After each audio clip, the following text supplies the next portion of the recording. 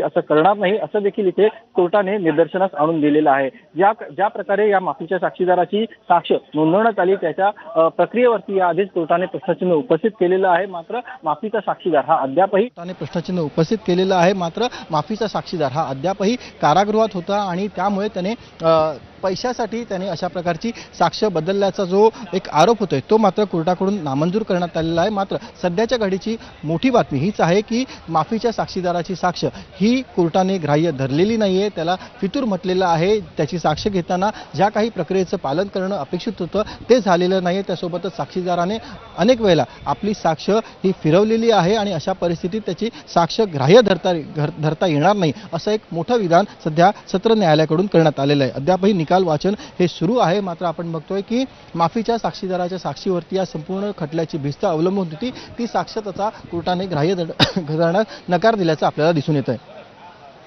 अगदी त्यामुळे एक मोठी अपडेट म्हणावी लागेल की ही साक्षच ग्राह्य धरली जाणार नाही अशी एक प्रकारे कुठेतरी न्यायमूर्तींची भूमिका असल्याचं आपल्याला दिसून येत आहे। आपण प्रेक्षकांना पुन्हा एकदा या निकालासंबंधीचे सगळे अपडेट्स सांगूयात। माफीच्या साक्षीदाराची वारंवार बदललेली साक्ष ही न्यायमूर्तींकडून त्याच्यावरती प्रश्नचिन्ह उपस्थित करण्यात येत आहे। माफीचा साक्षीदार सधन आहे, त्याच्याकडे जवळपास 4.5 किलो सोन्याचं देखील भांडवल आहे।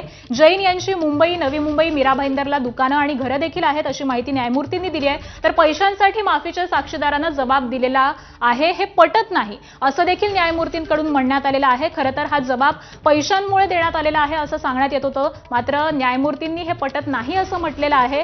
घटनेच्या ठिकाणी तिथे नव्हतो अशी साक्ष ही माफीच्या साक्षीदारानं दिलेली होती। तर माफीच्या साक्षीदाराच्या जबाबामध्ये खूप विसंगती आढळतीये असं देखील न्यायमूर्ती म्हणतात। माफीच्या साक्षीदाराची वारंवार बदललेली साक्ष ही संशयास्पद आहे असं देखील न्यायमूर्ती म्हणतात। साक्षीदार टिकून राहणं हे पूरक नाही असं देखील न्यायमूर्तींनी म्हटलेलं आहे। पोलिसांनी तपासामध्ये एकाही आरोपीचा मोबाईल हा जप्त केलेला नाहीये। एक महत्त्वपूर्ण अपडेट आपण पाहतोय, आरोपींचे सीडीआर सुद्धा काढलेले नाहीयेत असं देखील न्यायमूर्ती म्हणतात। तर अटक करताना आरोपींच्या खिशामध्ये काय होतं त्याचा देखील उल्लेख नाहीये। मोबाईल जप्त केलेले असते तर मोठी माहिती मिळाली असती असं देखील न्यायमूर्तींनी म्हटलेलं आहे। आरोपींपैकी एकमेकांच्या संपर्कात ते होते का हे मोबाईलवरून कळलं असतं, मात्र हे मोबाईलच जप्त करण्यात आलेले नाहीयेत असं देखील न्यायमूर्ती म्हणतात। त्यामुळे या सगळ्याच मुद्द्यांवर न्यायमूर्तींनी सीबीआयच्या तपासावरतीच एक प्रकारे बोट ठेवलेला आहे। आपण पुन्हा एकदा सचिन गाड यांच्याकडे जाऊयात। सचिन, न्यायमूर्तींनी एक महत्त्वाचं विधान केलेलं आहे आणि एक प्रकारे सीबीआयच्या तपासावरती मोठं प्रश्नचिन्ह यामुळे उपस्थित होत आहे की जे हे आरोपी आहेत त्यांचे मोबाईल सुद्धा साधे जप्त करण्यात आलेले नाहीयेत। एक मोठा पुरावा या मोबाईलमधून मिळाला असता, मात्र त्यांचे मोबाईल सुद्धा जप्त करण्यात आलेले नाहीयेत। सचिन,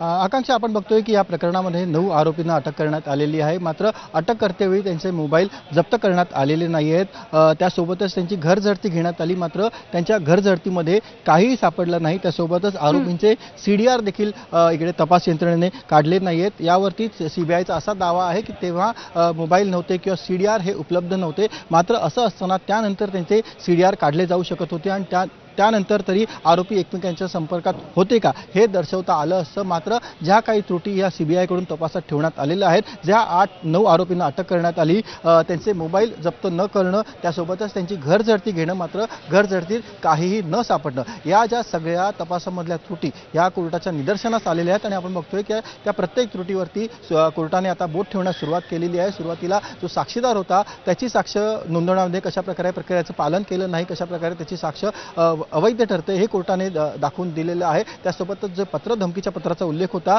ते पत्र कुठून आलं हे देखील सीबीआयला दाखवता आलेलं नाही। त्यासोबतच ज्या 9 आरोपींना अटक करण्यात आली त्यांच्याकडून कोणतीही जप्ती ही सीबीआयला करता आलेली नाही। तर आपण बघतोय की एक एक करून कोर्ट या संपूर्ण प्रकरणाचा उलगडा करते आणि कशा प्रकारे तपास यंत्रणेने या संपूर्ण प्रकरणाचा तपास करताना ज्या काही त्रुटी राहिलेल्या आहेत या सगळ्याचा लेखाजोखा सध्या कोर्टाकडून मांडला जाताना आपल्याला दिसून येतोय। अद्याप या प्रकरणाचं निकाल वाचन हे सुरू आहे, मात्र हळूहळू आपण बघतोय की कोर्ट ज्या काही त्रुटी तपासात राहिलेल्या आहेत, जो काही कमकुवतपणा किंवा सुरुवातीला जे कोर्टाने विधान केलेलं होतं की या प्रकरणाचा पाया हा मजबूत नाहीये किंवा कमकुवत आहे, ते विधान नेमकं कोणत्या आधारावर केलं हे सध्या आपण बघतोय की ते टप्प्याटप्प्याने कोर्ट इथे स्पष्ट करताना आपल्याला दिसून येते। आकांक्षा, निश्चित त्यामुळे या निकाल वाचनामध्ये अनेक महत्त्वपूर्ण माहिती ही समोर येते न्यायमूर्तींकडून, सीबीआयकडून जो तपास केला गेलेला आहे त्यामध्ये नेमक्या काय काय त्रुटी आढळून आलेल्या आहेत याचं वाचन सध्या सुरू आहे, या निकालाचं वाचन सुरू आहे.